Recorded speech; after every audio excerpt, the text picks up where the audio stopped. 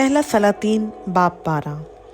और रहबाम सिकम को गया क्योंकि सारा इसराइल उसे बादशाह बनाने को सिकम को गया था।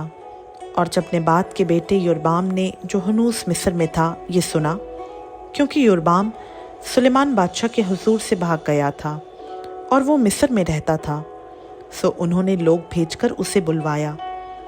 तो योरबाम और इसराइल की सारी जमायत आकर रहबाम से यूं कहने लगी कि तेरे बाप ने हमारा जुआ सख्त कर दिया था, सो तू अब अपने बाप की उस सख्त खिदमत को और उस भारी जुए को जो उसने हम पर रखा हल्का कर दे, और हम तेरी खिदमत करेंगे। तब उसने उनसे कहा, अभी तुम 3 रोज़ के लिए चले जाओ, तब फिर मेरे पास आना। सो वो लोग चले गए। और रहबाम बादशाह ने उन उम्र रसीदा लोगों से जो उसके बाप सुलेमान के जीते जी उसके हुजूर खड़े रहते थे मशवरत ली और कहा कि इन लोगों को जवाब देने के लिए तुम मुझे क्या सलाह देते हो। उन्होंने उससे ये कहा कि अगर तू आज के दिन इस कौम का खादिम बन जाए और उनकी खिदमत करे और उनको जवाब दे और उनसे मीठी बातें करे तो वो सदा तेरे खादिम बने रहेंगे। पर उसने उन उम्र रसीदा लोगों की मशवरत जो उन्होंने उसे दी छोड़कर उन जवानों से जो उसके साथ बड़े हुए थे और उसके हुजूर खड़े थे मशवरत ली और उनसे पूछा कि तुम क्या सलाह देते हो, ताकि हम इन लोगों को जवाब दे सकें जिन्होंने मुझसे यूं कहा है कि उस जुए को जो तेरे बाप ने हम पर रखा हल्का कर दे। इन जवानों ने जो उसके साथ बड़े हुए थे उससे कहा, तू उन बुजुर्गों को यूं जवाब देना जिन्होंने तुझसे कहा है कि तेरे बाप ने हमारे जुए को भारी किया, तू उसको हमारे लिए हल्का कर दे।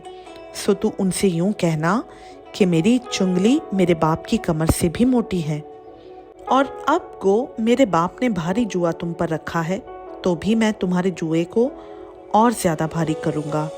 मेरे बाप ने तुमको कोड़ों से ठीक किया, मैं तुमको बिच्छुओं से ठीक बनाऊँगा। सो योरबाम और सब लोग तीसरे दिन रहबाम के पास हाजिर हुए, जैसा बादशाह ने उनको हुक्म दिया था कि तीसरे दिन मेरे पास फिर आना। और बादशाह ने उन लोगों को सख्त जवाब दिया और उम्र रसीदा लोगों की उस मशवरत को जो उन्होंने उसे दी थी तर्क किया और जवानों की सलाह के मुआफिक उनसे ये कहा कि मेरे बाप ने तो तुम पर भारी जुआ रखा, लेकिन मैं तुम्हारे जुए को ज़्यादा भारी करूँगा। मेरे बाप ने तुमको कोड़ों से ठीक किया, पर मैं तुमको बिच्छुओं से ठीक बनाऊँगा।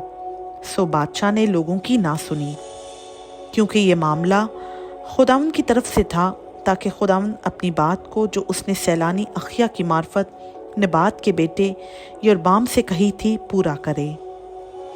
और जब सारे इसराइल ने देखा कि बादशाह ने उनकी ना सुनी, तो उन्होंने बादशाह को यूं जवाब दिया कि दाऊद में हमारा क्या हिस्सा है, यस्सी के बेटे में हमारी मीरास नहीं। ए इसराइल, अपने डेरों को चले जाओ, और अब ए दाऊद तू अपने घर को संभाल। सो इसराइली अपने डेरों को चल दिए, लेकिन जितने इसराइली यहूदा के शहरों में रहते थे उन पर रहबाम सल्तनत करता रहा।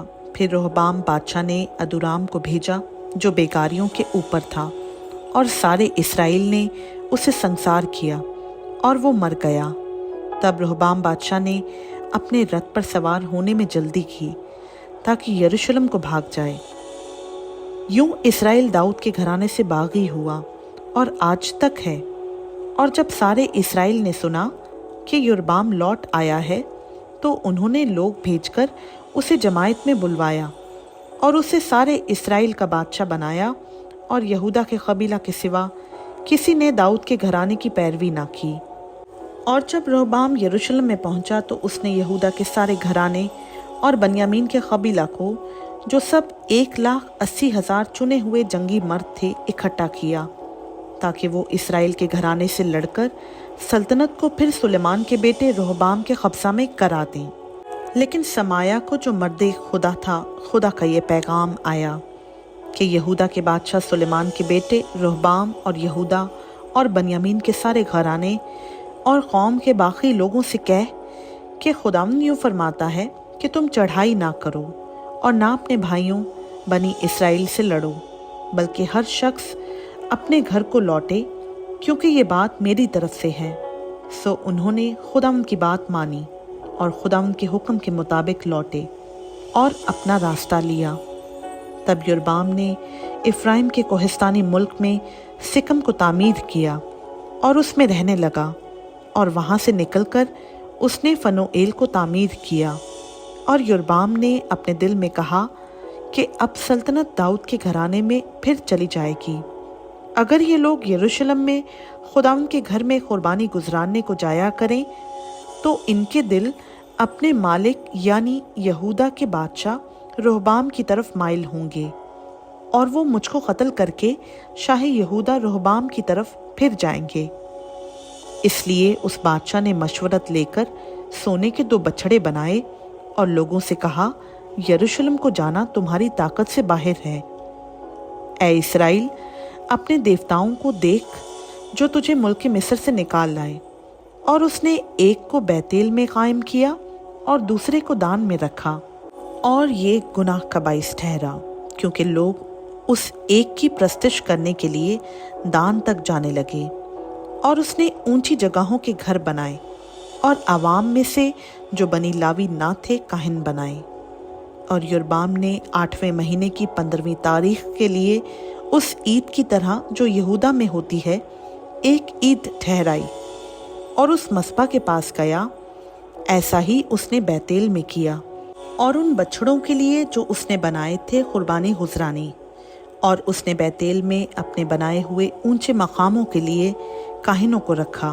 और 8वें महीने की 15वीं तारीख को, यानी उस महीने में जिसे उसने अपने ही दिल से ठहराया था, वो उस मस्पा के पास जो उसने बैतेल में बनाया था गया और बनी इसराइल के लिए ईद ठहराई और बखूर जलाने को मस्पा के पास गया।